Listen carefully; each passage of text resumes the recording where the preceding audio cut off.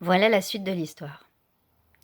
Ce pauvre homme meurt de faim, pensa Zeralda, et sans perdre un instant, elle prit quelques pots dans la charrette, rassembla quelques branches de bois mort, fit du feu et commença à cuisiner.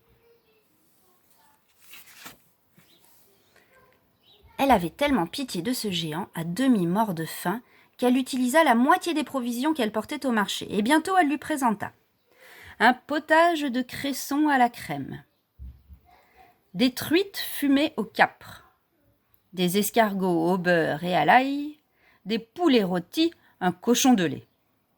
L'ogre avait retrouvé ses esprits et était de plus en plus intéressé par Zeralda.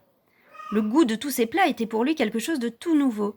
Il était tellement enchanté de ce festin qu'il ne pensait même plus à se régaler de son plat favori, les petits enfants. « Très chère petite fille, j'ai un château avec des caves pleines d'or. Je te donnerai une fortune si tu veux venir chez moi et me faire la cuisine. » Zeralda réfléchit quelques instants, puis elle accepta. Elle l'aida l'ogre à s'installer dans la charrette et se dirigea vers le château. Son père, qu'elle avait fait prévenir, vint bientôt lui rejoindre et fut chargé d'acheter dans tout le pays les meilleurs produits. Zeralda s'installa dans l'immense cuisine du château où elle n'arrêtait pas de cuisiner.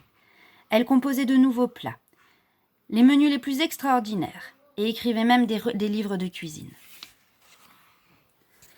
Un souper tout à fait moyen au château du géant comprenait par exemple choucroute garnie, pâté en croûte, côtelettes sur côte sur lit d'aspic, truffées, pompano Sarah Bernard, sauce raspoutine, dinde jeune fille, croque-fillette sur délices des ogres.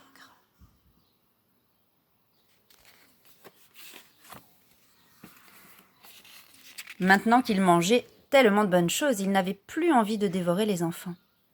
Et comme il n'y avait plus de danger, les enfants sortirent de leur cachette et les villageois recommencèrent à vivre comme autrefois.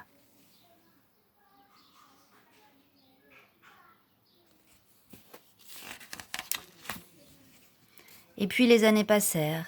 Zeralda devint une belle jeune fille. L'ogre, toujours bien nourri, rasa sa barbe piquante et ils devinrent amoureux l'un de l'autre.